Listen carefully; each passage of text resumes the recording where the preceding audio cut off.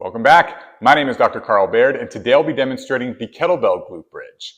So building strong glutes and hamstrings is a cornerstone to solving lower back pain with strength, and the glute bridge is one of my favorite exercises to target these muscles because not only is it effective, but it's also very safe. It doesn't put a lot of impact through the lower back itself, which makes it a good option.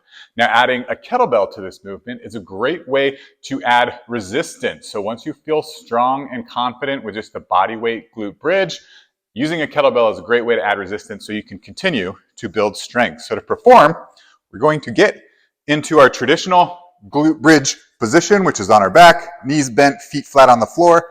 And we're going to place the kettlebell right above our hips. So we don't want it up here in the abdomen, but focus on that pubic bone.